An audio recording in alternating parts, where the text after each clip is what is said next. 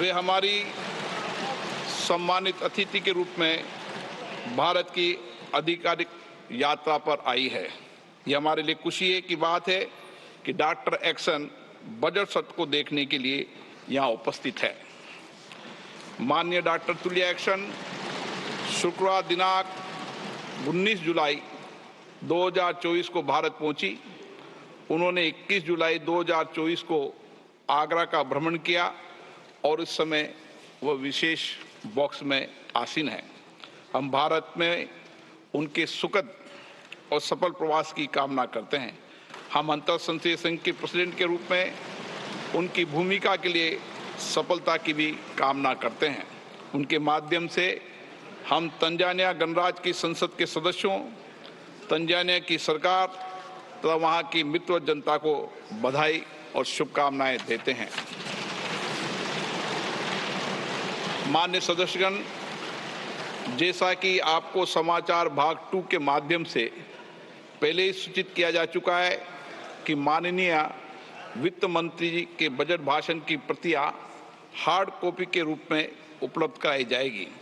अतः बजट प्रस्तुत हो जाने के पश्चात माननीय सदस्य कृपया बजट भाषण की अपनी अपनी प्रति प्रकाशन काउंटर से प्राप्त कर लें।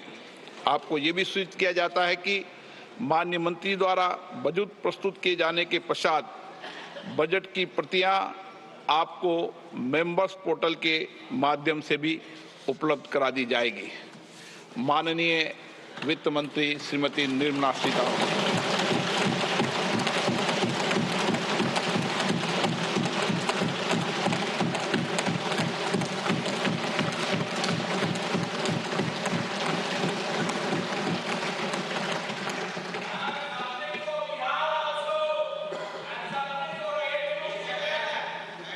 Honorable Speaker, I present the budget for 24-25.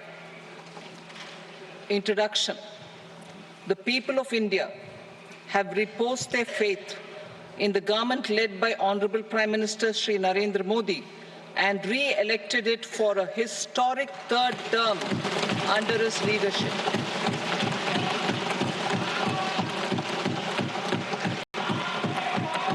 We are grateful for their support, faith, and trust in our policies. We are determined to ensure that all Indians, regardless of religion, caste, gender, and age, make substantial progress in realizing their life goals and aspirations. Global context. The global economy, while performing better than expected, is still in the grip of policy uncertainties. Elevated asset prices, political uncertainties, and shipping disruptions continue to pose significant downside risks for growth and upside risks to inflation. In this context, India's economic growth continues to be the shining exception and will remain so in the years ahead.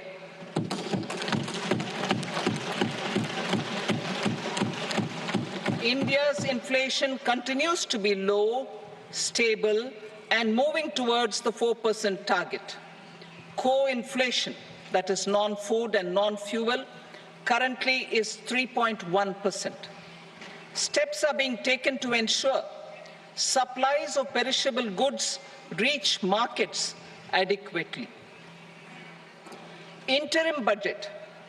As mentioned in the interim budget, we need to focus on 4 major castes, namely the Garib, Mahilaye, Yuva, and Annadata, the poor, women, youth, and the farmer. For Annadata, we announced higher minimum support prices a month ago for all major crops, delivering on of at least a 50% margin over costs. Pradhan Mantri Garib Kalyan Anna Yojana was extended for 5 years, benefiting more than 80 crore people. Administrative actions for approval and implementation of various schemes announced in the interim budget are well underway. The required allocations have been made. Budget theme. Turning attention to the full year and beyond in this budget, we particularly focus on employment, skilling, MSMEs, and the middle class. I am happy to announce the Prime Minister's package of 5 schemes and initiatives to facilitate employment, skilling, and other opportunities for 4.1 crore youth over a 5-year period, with a central outlay of 2 lakh crore rupees. I will speak about them shortly, while more details may be seen in the annexure. This year, I've made a provision of 1.48 lakh rupees, 1.48 lakh crore rupees for education, employment, and skilling. Budget priorities. The people have given a unique opportunity to our government to take the country on the path of strong development and an all-round prosperity. In the interim budget, we promise to present a detailed roadmap for our pursuit of Vikasit Bharat. In line with the strategy set out in the interim budget, this budget envisages sustained efforts on the following 9 priorities for generating ample opportunities for all. Number 1, productivity and resilience in agriculture. Number 2, employment and skilling. Number 3, inclusive human resource development and social justice. 4, manufacturing and services. 5, urban development. 6, energy security. 7, infrastructure. 8, innovation, research and development. And 9, next generation reforms. Subsequent budgets will build on these and add more priorities and actions. A more detailed formulation will be carried out as part of the economic policy framework, about which I will speak later in this speech. This budget details some of the specific actions to be initiated in the current year towards fulfillment of these priorities, with potential for transformative changes. The budget also covers some of the previously made announcements with intent to strengthen them and step up their implementation for expediting our journey towards the goal of Vikasit Bharat. Priority 1, productivity and resilience in agriculture. Transforming agricultural research. Our government will undertake a comprehensive review of the agricultural research setup to bring the focus on raising productivity and developing climate-resilient varieties. Funding will be provided in challenge mode, including to the private sector. Domain experts, both from the government and outside, will oversee the conduct of such research. Release of new varieties. New 109 high-yielding and climate-resilient varieties of 32 field and horticultural crops will be released for cultivation by farmers. Natural farming. In the next 2 years, 1 crore farmers across the country will be initiated into natural farming, supported by certification and branding. Implementation will be through scientific institutions and willing gram panchayats. 10,000 need-based bio-input resource centers will be established. Missions for pulses and oilseeds. For achieving self-sufficiency in pulses and oilseeds, We will strengthen their production, storage, and marketing. As announced in the interim budget, a strategy is being put in place to achieve Atmanirbharta for oil seeds such as mustard, groundnut, sesame, soybean, and sunflower. Vegetable production and supply chains. Large-scale clusters for vegetable production will be developed closer to major consumption centers. We will promote farmer-producer organizations, cooperatives, and startups for vegetable supply chains, including for collection and storage and marketing. Digital public infrastructure for agriculture.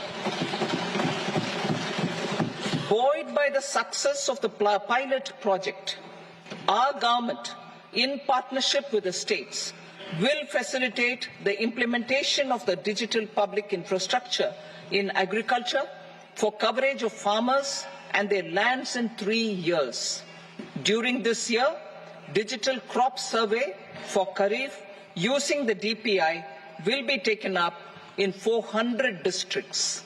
The details of 6 crore farmers and their lands will be brought into the farmer and land registries. Further, the issuance of Jan Samarth-based Kisan credit cards will be enabled in 5 states. Shrimp production and export. Financial support for setting up a network of nucleus breeding centers for shrimp brood stocks will be provided. Financing for shrimp farming, processing, and export will be facilitated through NABARD. National cooperation policy. Our government will bring out a national cooperation policy for systematic, orderly, and all-round development of the cooperative sector, fast-tracking growth of rural economy and generation of employment opportunities on a large scale will be the policy goal. This year, I have made a provision of 1.52 lakh crore rupees for agriculture and allied sectors.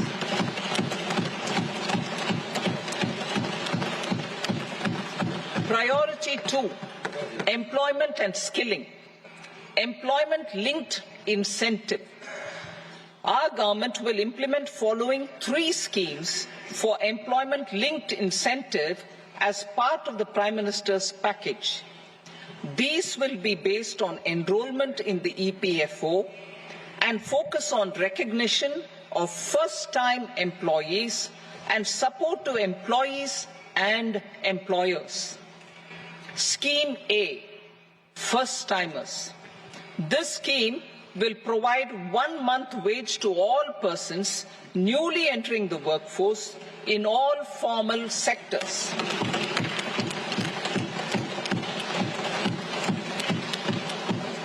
Direct benefit transfer of 1 month's salary in 3 installments to first-time employees as registered in the EPFO will be up to 15,000 rupees. The eligibility limit will be a salary of 1 lakh per month. The scheme is expected to benefit 210 lakh youths.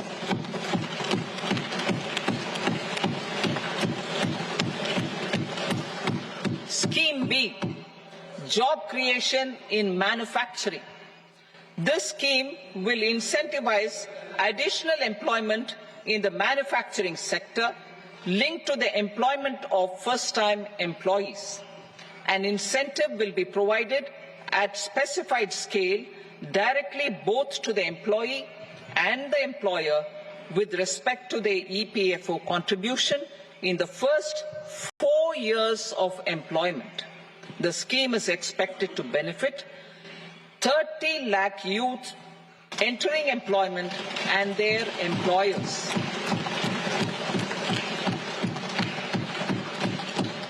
Scheme C, support to employers.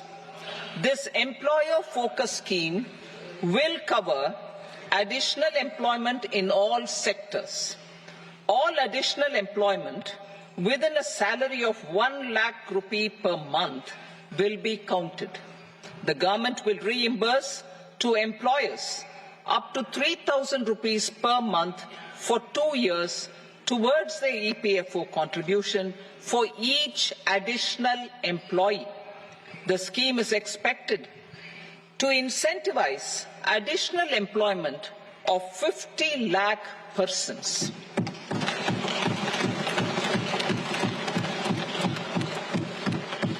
Participation of women in the workforce. We will facilitate higher participation of women in the workforce through setting up of working women hostels in collaboration with industry and establishing creches. In addition, the partnership will seek to organize women-specific skilling programs and promotion of market access for women SHG enterprises. Skilling program. I'm happy to announce a new centrally sponsored scheme as the fourth scheme under the Prime Minister's package for skilling in collaboration with state governments and industry.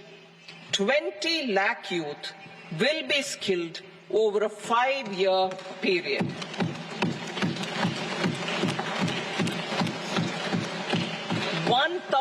Industrial training institutes will be upgraded in hub and spoke arrangements with outcome orientation.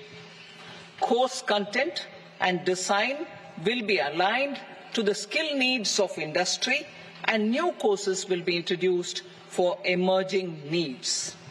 Skilling loans. The model skill loan scheme will be revised to facilitate loans up to 7.5 lakh rupees with a guarantee from a government-promoted fund. This measure is expected to help 25,000 students every year.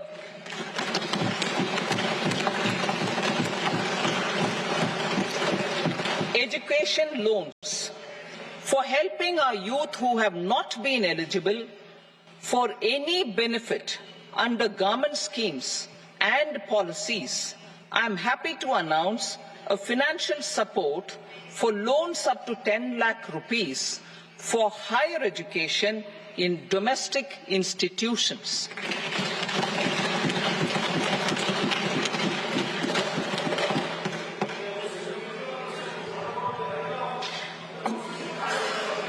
E-vouchers for this purpose. E-vouchers for this purpose will be given directly to 1 lakh students every year for annual interest subvention of 3% of the loan amount. Priority 3, inclusive human resource development and social justice. Saturation approach. Our government is committed to all-round, all-pervasive and all-inclusive development of people, particularly farmers, youth, women, and the poor. For achieving social justice comprehensively, the saturation approach of covering all eligible people through various programs, including those for education and health, will be adopted to empower them by improving their capabilities. Implementation of schemes meant for supporting economic activities by craftsmen, artisans, self-help groups, scheduled caste, scheduled tribe, and women entrepreneurs and street vendors such as the PM Vishwakarma, PM Swanidhi, National Livelihood Missions, and Stand Up India will be stepped up. Purvodaya. The states in the eastern part of the country are rich in endowments and have strong cultural traditions. We will formulate a plan, Purvodaya, for the all-round development of the eastern region of the country, covering Bihar, Jharkhand, West Bengal, Odisha, and Andhra Pradesh. This will cover human resource development, infrastructure, and generation of economic opportunities to make the region an engine to attain Vikasit Bharat. On the Amritsar-Kolkata Industrial Corridor, we will support development of an industrial node at Gaya. This corridor will catalyze industrial development of the eastern region. The industrial node at Gaya will also be a good model for developing our ancient centers of cultural importance into future centers of modern economy. This model shall showcase Vikas B, Virasat B in our growth trajectory. We will also support development of road connectivity projects, namely 1. Patna-Purnia Expressway, 2. Buxar-Bhagalpur Expressway, 3. Bodh Gaya, Rajgir, Vaishali and Darbhanga spurs, and 4. Additional 2-lane bridge over River Ganga at Buxar at a total cost of 26,000 crore rupees.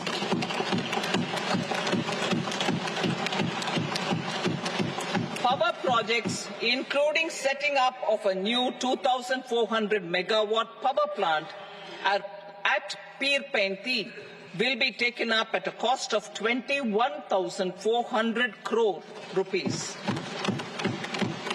New airports, medical colleges, and sports infrastructure in Bihar will be constructed. An additional allocation to support capital investments will be provided. The requests of Bihar government for external assistance from multilateral development banks will be expedited.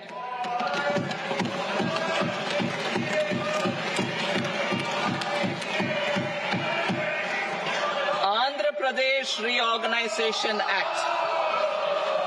Our government has made concerted efforts to fulfill the commitments in Andhra Pradesh Reorganization Act.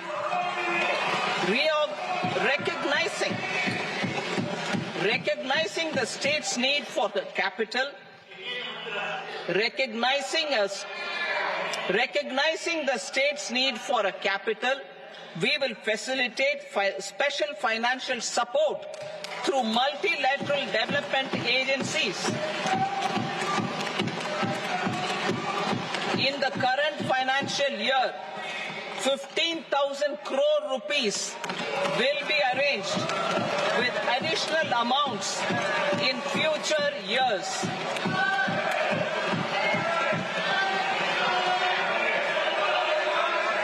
Our government is fully committed to financing and early completion of the Polavaram irrigation project, which is the lifeline for Andhra Pradesh and its farmers. This will facilitate our country's food security as well. Under the Andhra Pradesh Reorganization Act, for promoting industrial development, funds will be provided for essential infrastructure such as water, power, railways, and roads. In Kopparthi node on the Visakhapatnam-Chennai Industrial Corridor and Varavakal node on the Hyderabad-Bangalore Industrial Corridor. An additional allocation will be provided this year towards capital investment for economic growth. Grants for backward regions of Rayalaseema, Prakasham, North Coastal Andhra, as stated in the Act, will be provided. PM Awas Yojana.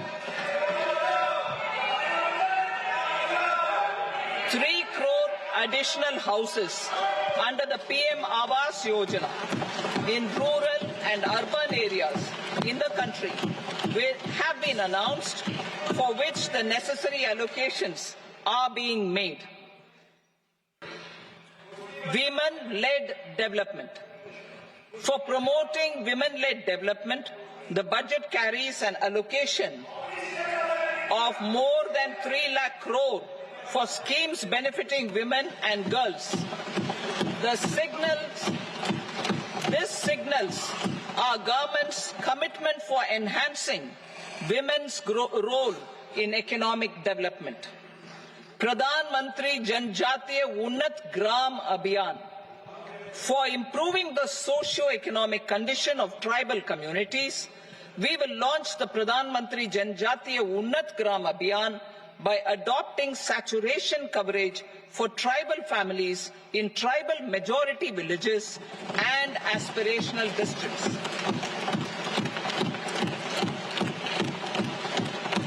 This will cover 63,000 villages, benefiting 5 crore tribal people.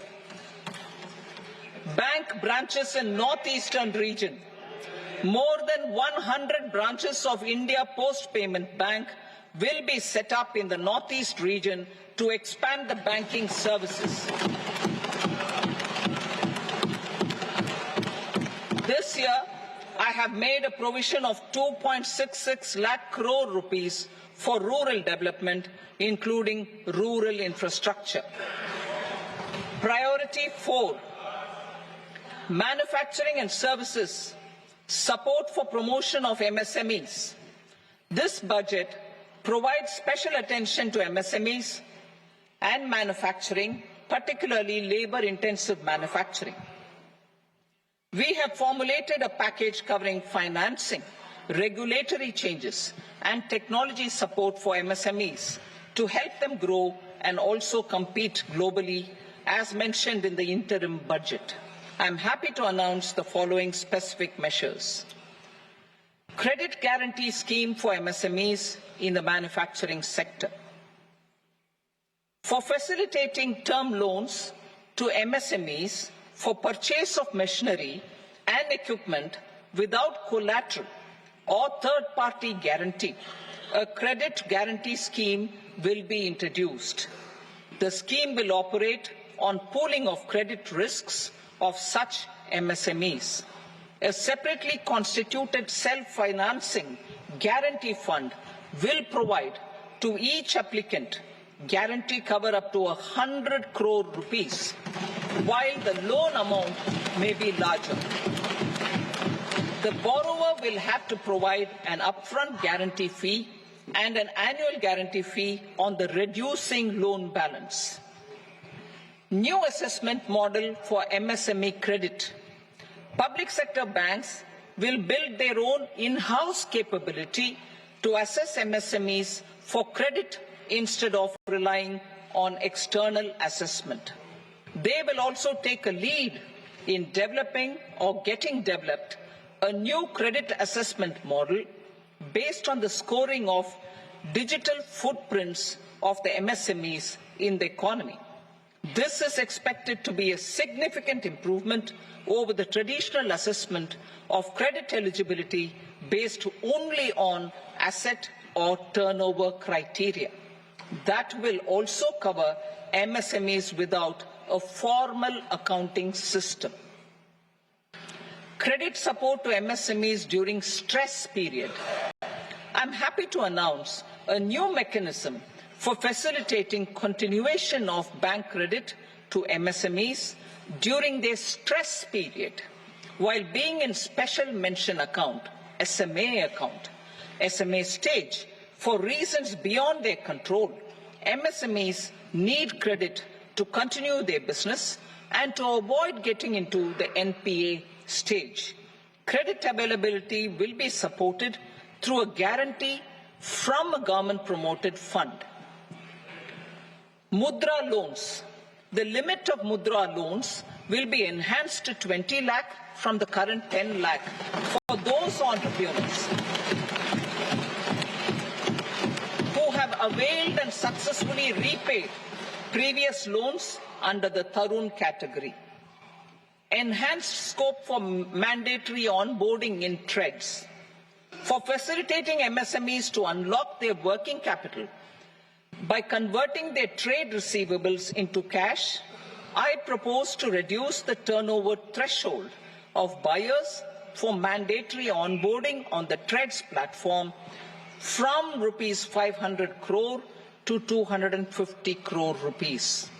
This measure will bring 22 more CPSCs and 7,000 more companies onto the platform. Medium enterprises will also be included in the scope of the suppliers. SIDBI branches in MSME clusters. SIDBI will open new branches to expand its reach to serve all major MSME clusters within 3 years and provide direct credit to them. With the opening of 24 such branches this year, the service coverage will expand to 168 out of 242 major clusters. MSME units for food irradiation, quality and safety testing. Financial support for setting up of 50 multi-product food irradiation units in the MSME sector will be provided. Setting up of 100 food quality and safety testing labs with NABL accreditation will be facilitated. E-commerce export hubs. To enable MSMEs and traditional artisans to sell their products in international markets, e-commerce export hubs will be set up in public-private partnership mode. These hubs, under a seamless regulatory and logistic framework, will facilitate trade and export-related services under one roof. Measures for promotion of manufacturing and services. Internship in top companies.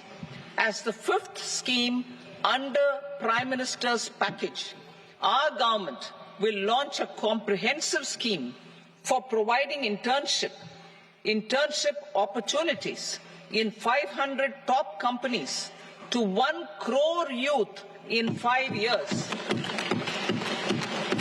They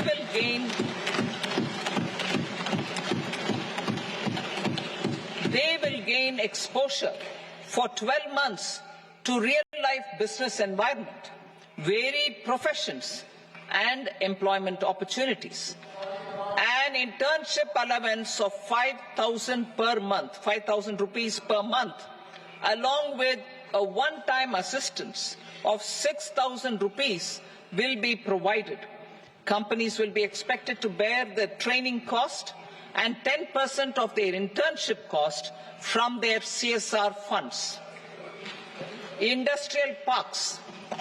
Our government will facilitate development of investment-ready, plug-and-play industrial parks with complete infrastructure in or near 100 cities in partnership with the states and private sector by better using town planning schemes.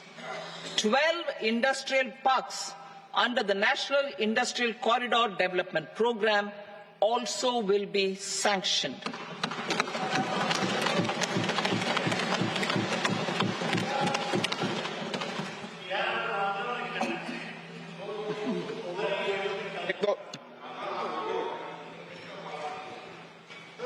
Veggie paper, no.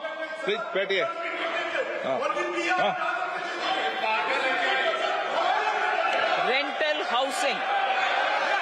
Rental housing with dormitory type accommodation for industrial workers will be, just 1 minute. Rental housing, I repeat, rental housing with dormitory type accommodation for industrial workers will be facilitated in PPP mode with VGF support and commitment from anchor industries.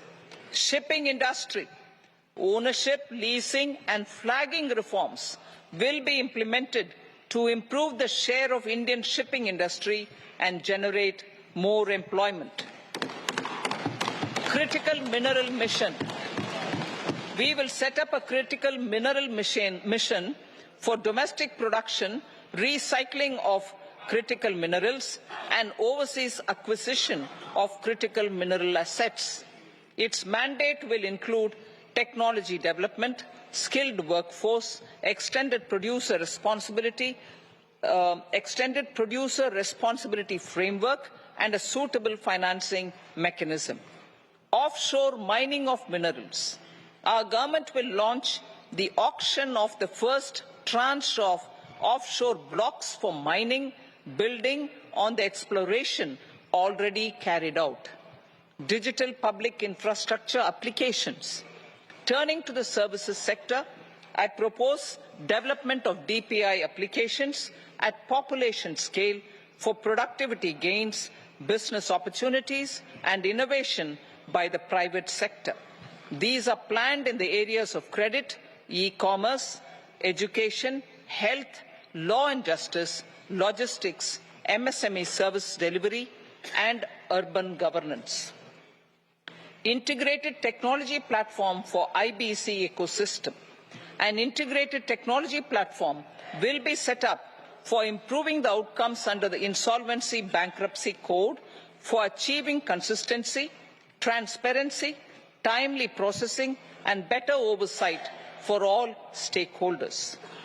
Voluntary closure of LLPs.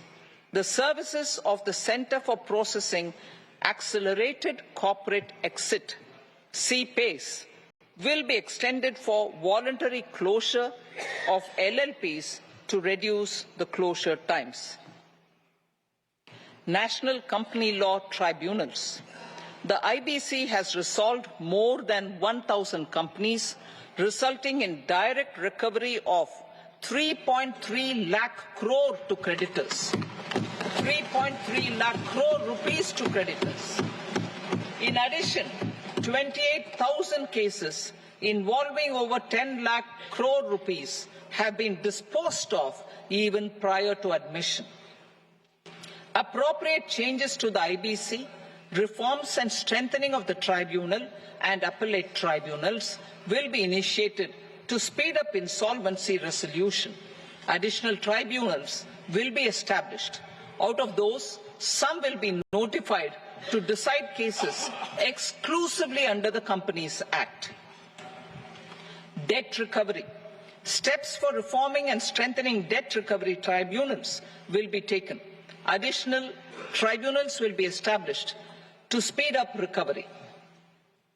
Priority 5, urban development. Cities as growth hubs. Working with states, our government will facilitate development of cities as growth hubs. This will be achieved through economic and transit planning and orderly development of peri-urban areas utilizing town planning schemes.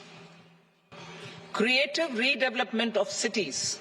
For creative brownfield redevelopment of existing cities with a transformative impact, our government will formulate a framework for enabling policies, market-based mechanisms, and regulation. Transit-oriented development. Transit-oriented development plans for 14 large cities with a population above 30 lakh will be formulated, along with an implementation and financing strategy. Urban housing. Under the PM Awas Yojana, Urban 2.0, housing needs of 1 crore urban poor and middle-class families will be addressed with an investment of 10 lakh crore rupees. This will include the central assistance of 2.2 lakh crore rupees in the next 5 years. A provision of interest subsidy to facilitate loans at affordable rates is also envisaged. In addition, enabling policies and regulations for efficient and transparent rental housing markets with enhanced availability will also be put in place. Water supply and sanitation. In partnership with state governments and multilateral development banks, we will promote water supply, sewage treatments, and solid waste management projects and services for 100 large cities through bankable projects. These projects will also envisage use of treated water for irrigation and filling up of tanks in nearby areas. Street markets. Building on the success of PM Swanidhi's scheme in transforming the lives of street vendors, our government envisions a scheme to support each year, over the next 5 years, the development of 100 weekly hearts or street food hubs in select cities. Stamp duty. We will encourage states which continue to charge high stamp duty to moderate the rates for all and also consider further lowering duties for properties purchased by women. This reform will be made an essential component of urban development schemes. Priority 6, energy security, energy transition. In the interim budget, I had announced our strategy to sustain high and more resource-efficient economic growth, along with the energy security in terms of availability, accessibility, and affordability. We will bring out a policy document on appropriate energy transition pathways that balances the imperatives of employment, growth, and environmental sustainability. PM Surya Ghar Muft Bijli Yojana. PM Surya Ghar Muft Bijli Yojana. In line with the announcement in the interim budget,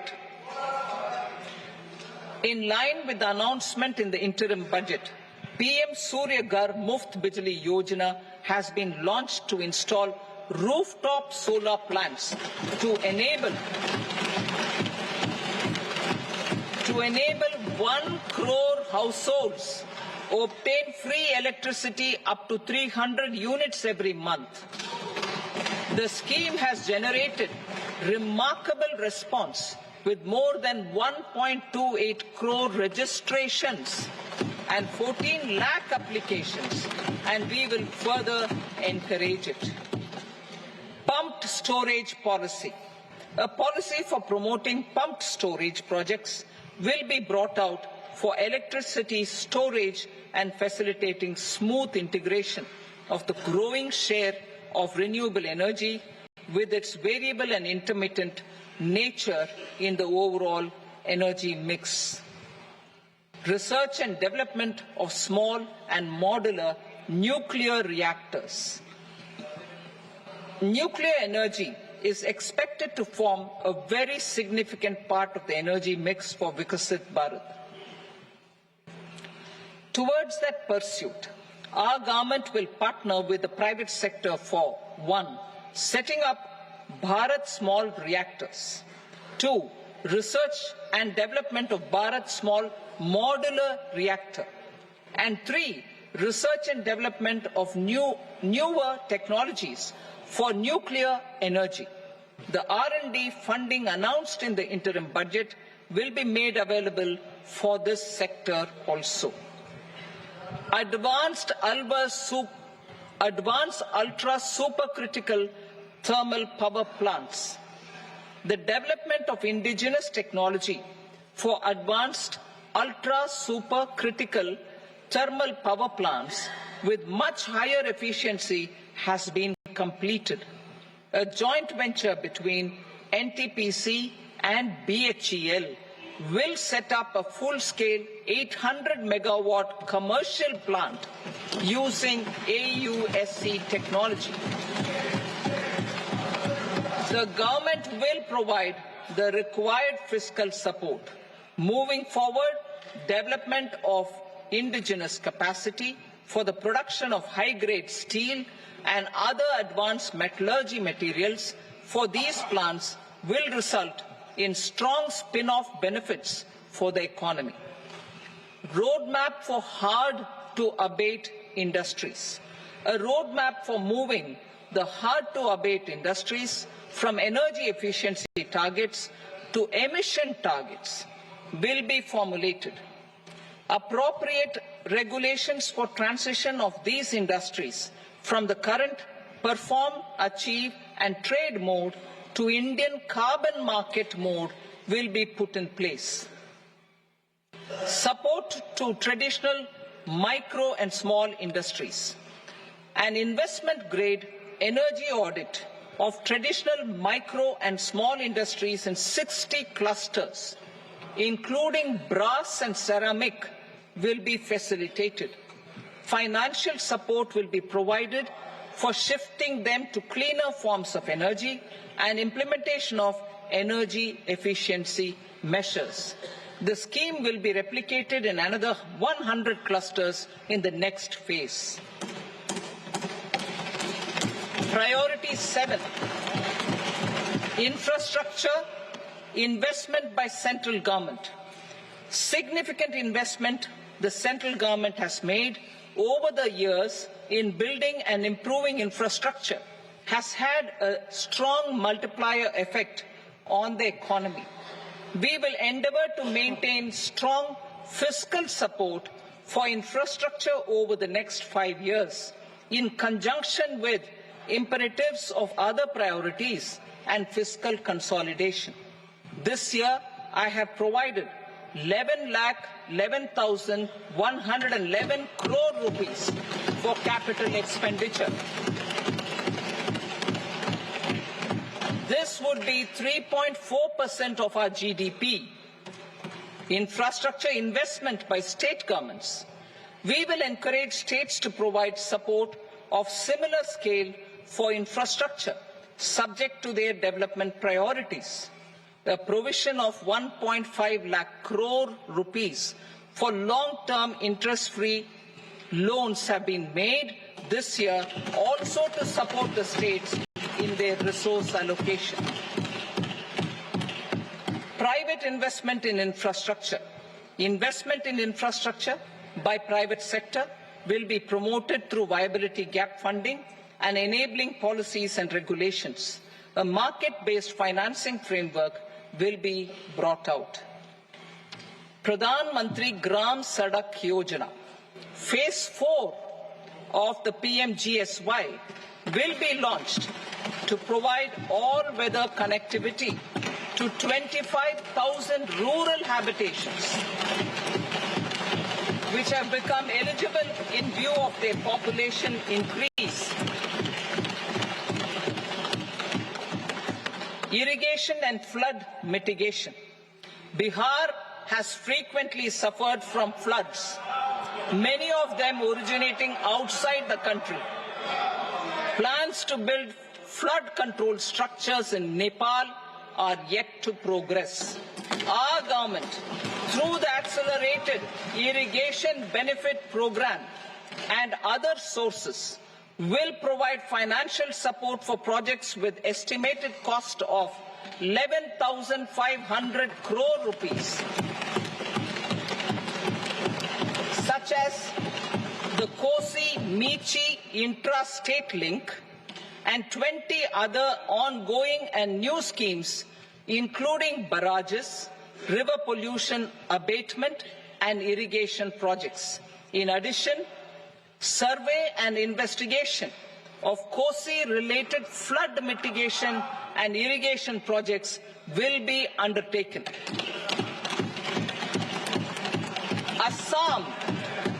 Assam grapples with floods every year by the Brahmaputra River and its tributaries originating outside India. We will provide assistance to Assam for flood management and related projects.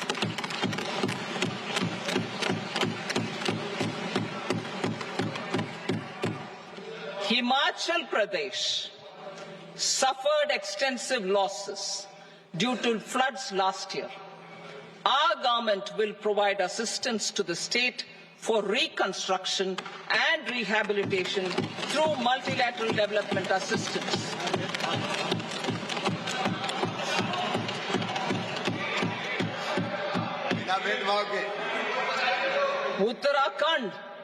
Uttarakhand too suffered losses due to cloudbursts and massive landslides. We will provide assistance to the state. Recently, Sikkim witnessed devastating flash floods and landslides that wreaked havoc across the state. Our government will provide assistance to the state. Tourism has always been a part of our civilization. Our efforts in positioning India as a global tourist destination will also create jobs, stimulate investments, and unlock economic opportunities for other sectors. In addition to the measures outlined in the interim budget, I propose the following measures. Vishnupad Temple at Gaya and Mahabodhi Temple at Bodh Gaya in Bihar are of immense spiritual significance. Comprehensive development of Vishnupad's Temple Corridor and Mahabodhi Temple Corridor will be supported, modeled on the successful Kashi Vishwanath Temple Corridor to transform them into world-class pilgrim and tourist destinations. Rajgir holds immense religious significance for Hindus, Buddhists and Jains. The 20th Tirthankara Muniswarata temple in the Jain temple complex is ancient. The Saptarishi or the 7 hot springs form a warm water Brahmkund that is sacred. A comprehensive development initiative for Rajgir will be undertaken. Our government will support the development of Nalanda as a tourist center, besides reviving Nalanda University to its glorious stature. Odisha's scenic beauty, temples, monuments, craftsmanship, wildlife sanctuaries, natural landscapes and pristine beaches make it an ultimate tourism destination. Our government will provide assistance for their development to Odisha as well. Priority 8, innovation, research and development. We will operationalize the Anusandhan National Research Fund for basic research and prototype development. Further, we will set up a mechanism for spurring private sector-driven research and innovation at commercial scale with a financing pool of 1 lakh crore rupees in line with the announcement in the interim budget. Space economy. With our continued emphasis on expanding the space economy by 5 times in the next 10 years, a venture capital fund of 1,000 crore rupees will be set up. Priority 9, next generation reforms. Economic policy framework. We will formulate an economic policy framework to delineate the overarching approach to economic development and set the scope of the next generation of reforms for facilitating employment opportunities and sustaining high growth. Our government will initiate and incentivize reforms for 1. Improving productivity of factors of production, and 2. Facilitating markets and sectors to become more efficient. These reforms will cover all factors of production, namely land, labor, capital, and entrepreneurship, and technology as an enabler of improving total factor productivity and bridging inequality. Effective implementation of several of these reforms requires collaboration between the center and the states and building consensus as development of the country lies in development of the states. For promoting competitive federalism and incentivizing states for faster implementation of reforms, I propose to earmark a significant part of the 50-year interest-free loan. Working with the states, we will initiate the following reforms.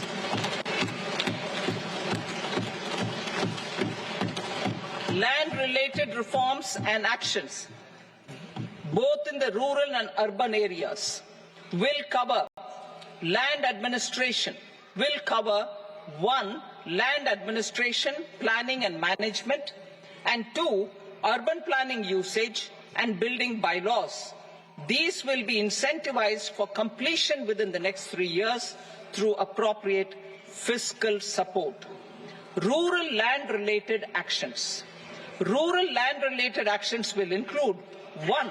Assignment of unique land parcel identification number, UL PIN, or Bhu Aadhaar for all lands. 2. Digitization of cadastral maps. 3. Survey of subdivisions, survey of map subdivisions as per current ownership. 4. Establishment of land registry. And 5. Linking to the farmers registry. These actions will also facilitate credit flow and other agricultural services. Urban land-related actions. Land records in urban areas will be digitized with GIS mapping. An IT-based system for property record administration, updating, and tax administration will be established. These will also facilitate improving the financial position of urban local bodies. Labor-related reforms. Services to labor. Our government will facilitate the provision of a wide array of services to labor, including those for employment and skilling. A comprehensive integration of e-Shram portal with other portals will facilitate such one-stop solution. Open architecture databases for the rapidly changing labor market, skill requirements, and available job roles, and a mechanism to connect job aspirants with potential employers and skill providers will be covered in these services. Shram Suvidha and Samadhan portal. Shram Suvidha and Samadhan portal will be revamped to enhance ease of compliance for industry and trade. Capital and entrepreneurship related reforms, financial sector vision and strategy. For meeting financing needs of the economy, our government will bring out a financial sector vision and strategy document to prepare the sector in terms of size, capacity, and skills. This will set the agenda for the next 5 years and guide the work of the government, regulators, financial institutions, and market participants. Taxonomy for climate finance. We will develop taxonomy for climate finance for enhancing the availability of capital for climate adaptation and mitigation. This will support achievement of the country's climate commitments and green transition. Variable capital company structure. We will seek the required legislative approval for providing an efficient and flexible mode for financing leasing of aircrafts and ships and pooled funds of private equity through a variable company structure. Foreign direct investments and overseas investment. The rules and regulations for foreign direct investment and overseas investments will be simplified to 1. Facilitate foreign direct investments, 2. Nudge prioritization, and 3. Promote opportunities for using Indian rupee as a currency for overseas investment. NPS Vatsalya. NPS Vatsalya, a plan for contribution by parents and guardians for minors, will be started. On attaining the age of majority, the plan can be converted seamlessly into a normal NPS account. Use of technology. We have successfully used technology for improving productivity and bridging inequality in our economy during the past 10 years. Public investment in digital infrastructure and innovations by the private sector have helped in improving access of all citizens, particularly the common people, to market resources, education, health and services. We will step up adoption of technology towards digitalization of the economy. Ease of doing business. For enhancing ease of doing business, we are already working on the Jan Vishwas Bill 2.0. Further, states will be incentivized for implementation of the business reforms, action plans and digitalization. Data and statistics. For improving data governance, collection, processing and management of data and statistics, different sectoral databases, including those established under the Digital India Mission, will be utilized with active use of technology tools. New pension scheme. The committee to review the NPS has made considerable progress in its work. I am happy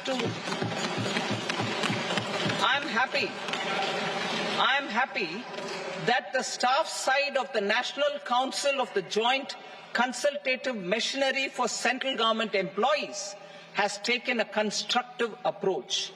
A solution will be evolved which addresses the relevant issues while maintaining fiscal prudence to protect the common citizens. Budget estimates for 24-25. For the year 24-25, total receipts other than borrowings and the total expenditure are estimated at 32.07 lakh crore rupees and 48.21 lakh crore rupees respectively. The net tax receipts are estimated at 25.83 lakh crore rupees. The fiscal deficit is estimated at 4.9% of the GDP.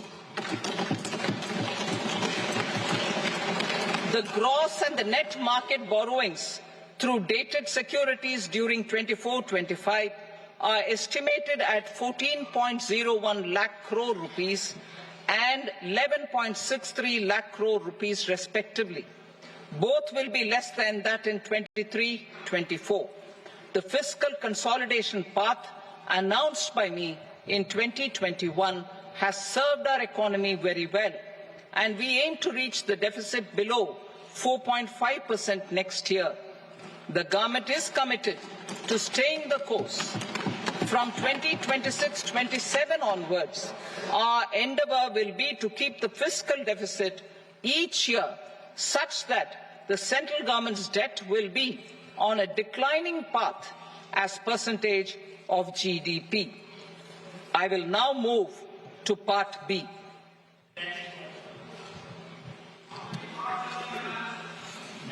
Indirect taxes. Sir, I start with GST. It has decreased tax incidence on the common man, reduced compliance burden and logistics cost for trade and industry, and enhanced revenues of the central and the state governments. It is a success of vast proportions. To multiply the benefits of GST, we will strive to further simplify and rationalize the tax structure and endeavour to expand it to the remaining sectors. My proposals for customs duties intend to support domestic manufacturing, deepen local value addition, promote export competitiveness, and simplify taxation while keeping the interest of the general public and consumers surmount. In Budget 22-23, we reduced the number of customs duty rates. I propose to undertake a comprehensive review of the rate structure over the next 6 months to rationalize and simplify it for ease of trade, removal of duty inversion, and reduction of disputes.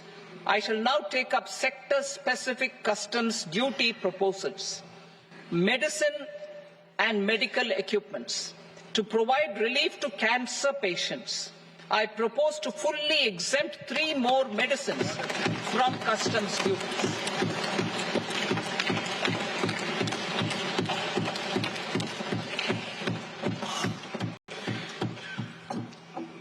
I also propose changes in the BCD on X-ray tubes and flat panel detectors for use in medical X-ray machines under the phased manufacturing program so as to synchronize them with the domestic capacity addition. Mobile phone and related parts. With a 3-fold increase in domestic production and almost a 100-fold jump in exports of mobile phones over the last 6 years, the Indian mobile industry has matured. In the interest of consumers, I now propose to reduce the BCD on mobile phone, mobile PCBA and mobile charger to 15%. Critical minerals.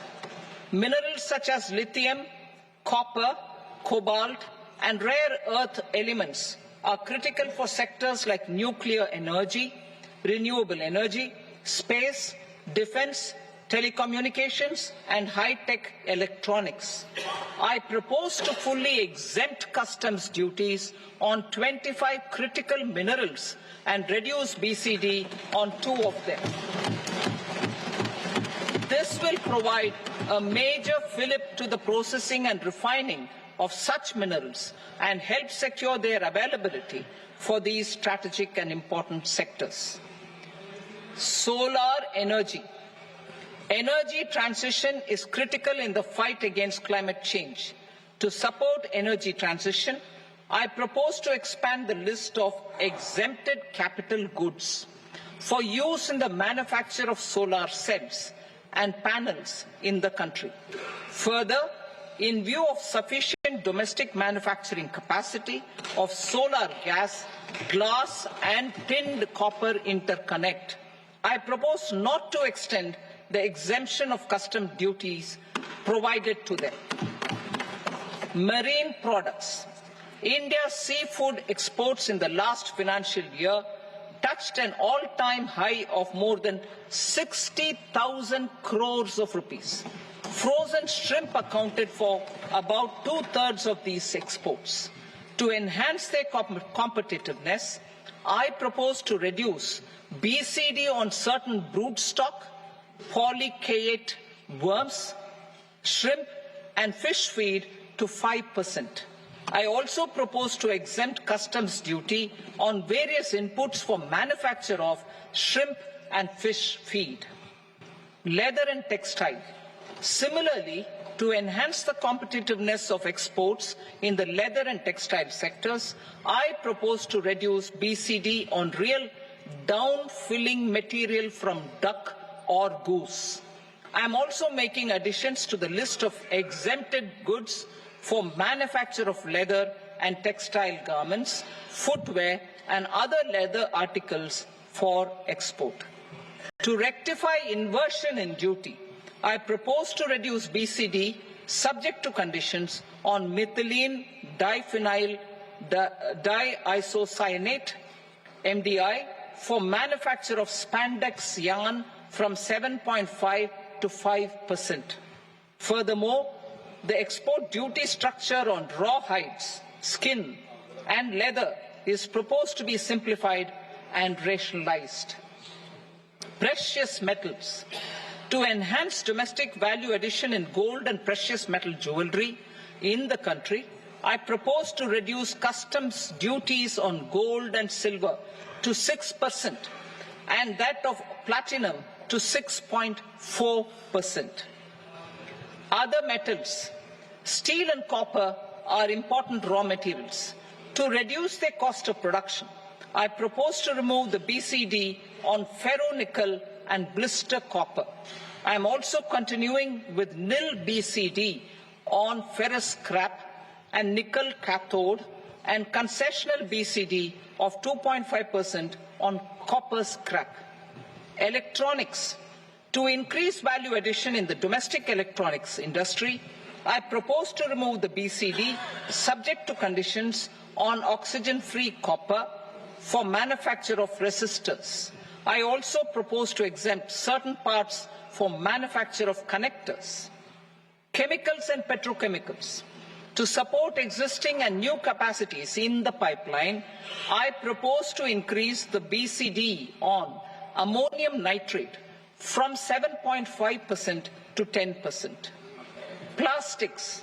PVC flex banners are non-biodegradable and hazardous for environment and health. To curb their imports, I propose to raise the BCD on them from 10 to 25%. Telecommunication equipment. To incentivize domestic manufacturing, I propose to increase the BCD from 10 to 15% on PCBA of specified telecom equipment. Trade facilitation. To promote domestic aviation and boat and ship MRO, I propose to extend the period for export of goods imported for repairs from 6 months to 1 year. I'll read that again. To promote domestic aviation and boat and ship maintenance, repair and operations, I propose to extend the period for export of goods imported for repairs from 6 months to 1 year.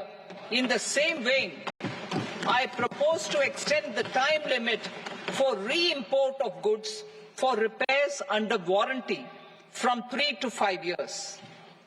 I now move to direct taxes. We will continue our efforts to simplify taxes, improve taxpayer services, provide tax certainty, and reduce litigation while enhancing revenues for funding the development and welfare schemes of the government. It has been our endeavour to simplify taxation.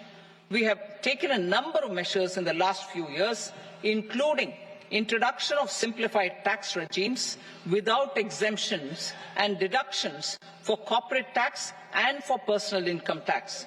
This has been appreciated by taxpayers. 58% of corporate tax came from the simplified tax regime in the financial year 22-23. Similarly, as per data available till now, for the last fiscal, more than 2/3 have availed the new personal income tax regime. Comprehensive review of the Income Tax Act. I am now announcing a comprehensive review of the Income Tax Act 1961. The purpose is to make the Act concise, lucid, easy to read and understand. This will reduce disputes and litigation, thereby providing tax certainty to the taxpayers. I will also bring down the demand embroiled in litigation. It is proposed to be completed in 6 months. A beginning is being made in the finance bill by simplifying the tax regime for charities, tedious rate structures, provisions of reassessment and search provisions, and capital gains taxation. Simplification for charities and tedious. The two tax exemption regimes for charities are proposed to be merged into one.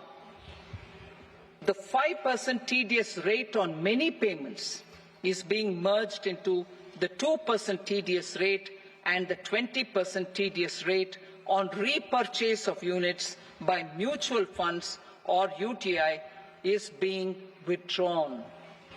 Tedious rate on e-commerce operators is proposed to be reduced from 1 to 0.1%.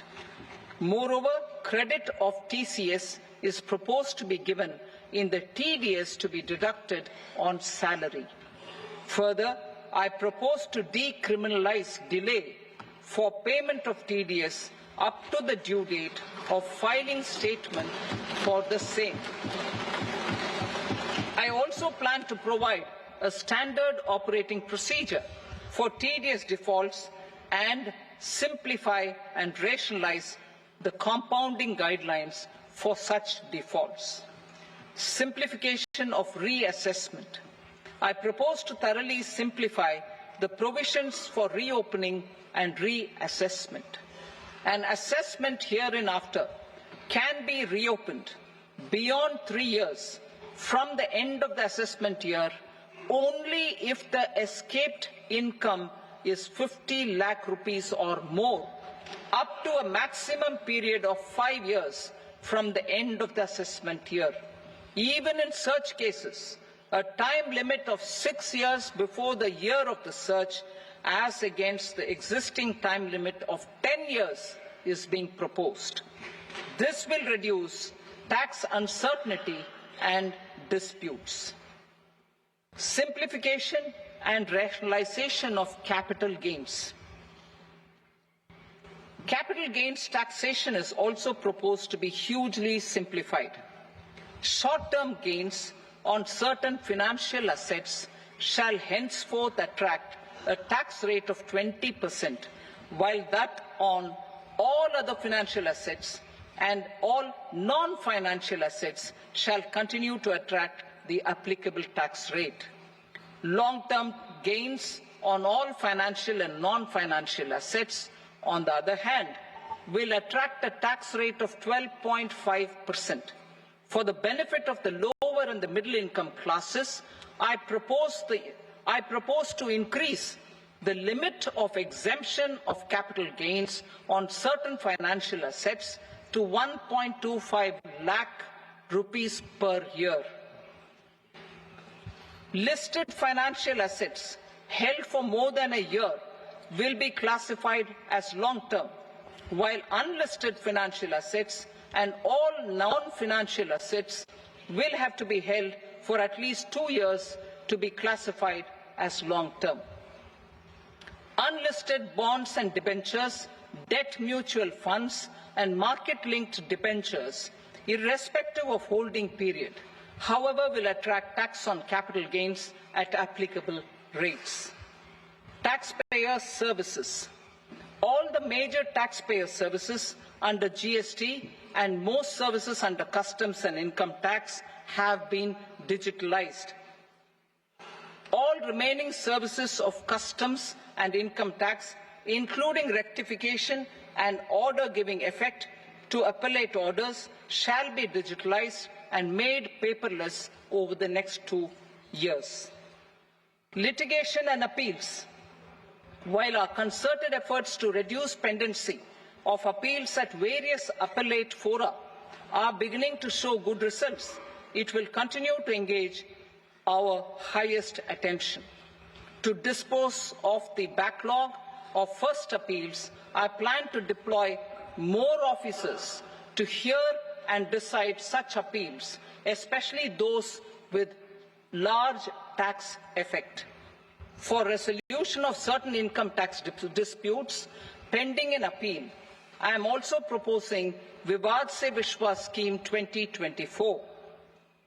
Further, I propose to increase monetary limits for filing appeals related to direct taxes, excise and service tax in the tax tribunals, high courts and Supreme Court to 60 lakh rupees, 2 crore rupees and 5 crore respectively. With a view to reduce litigation and provide certainty in international taxation, we will expand the scope of safe harbor rules and make them more attractive. We will also streamline the transfer pricing assessment procedure. Employment and investment. I have a few proposals to promote investment and foster employment. First of all, to bolster the Indian startup ecosystem, boost the entrepreneurial spirit, and to support innovation,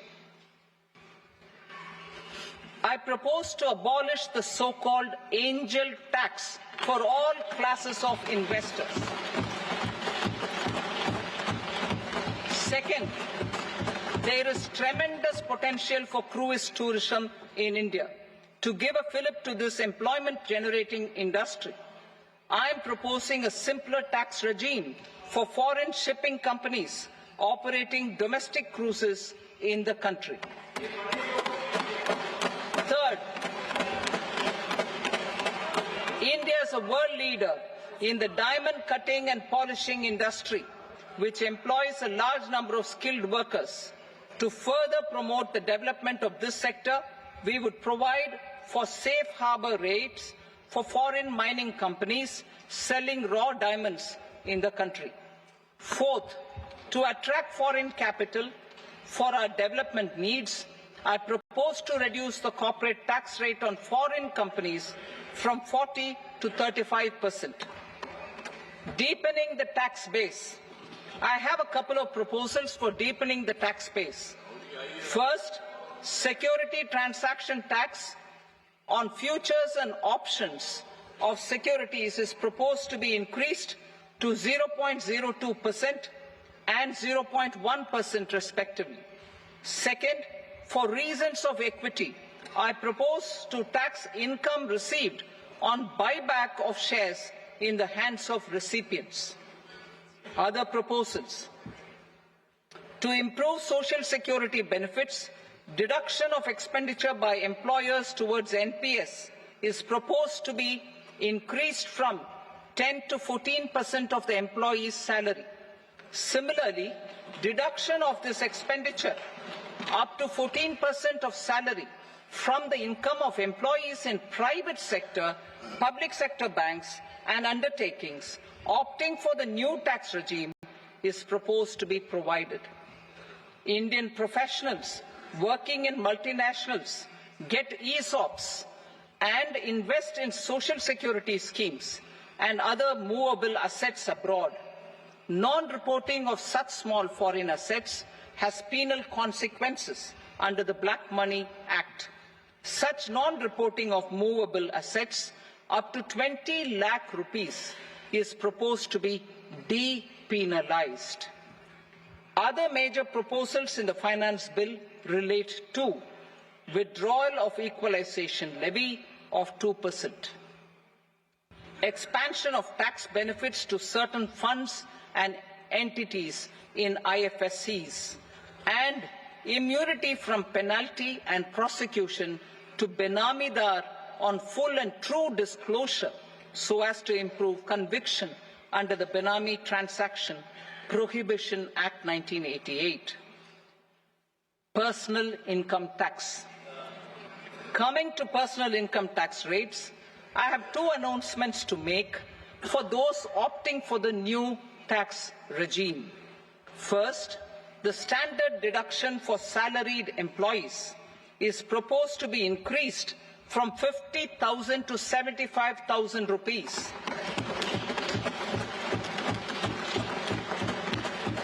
Similarly, deduction on family pension for pensioners is proposed to be enhanced from 15,000 to 25,000 rupees. This will provide relief to about 4 crore salaried individuals and pensioners.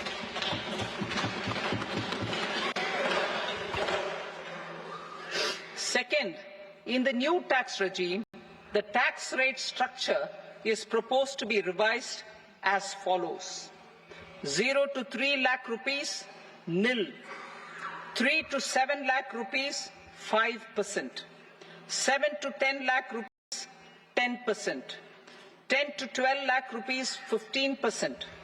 12 to 15 lakh rupees, 20%. And above 15 lakh rupees, 30%.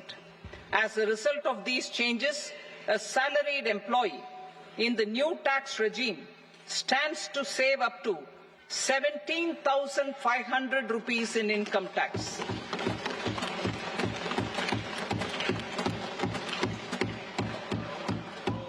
Apart from these, I am also making some other changes as given in the annexure. As a result of these proposals, revenue of about 37,000 crore, that is 29,000 crore in direct taxes and 8,000 crore in indirect taxes will be foregone, while revenue of about 30,000 crore rupees will be additionally mobilized. Thus, the total revenue foregone is about 7,000 crores annually. Mr. Speaker, sir, with this, I commend the budget to this august House. Jai Hind.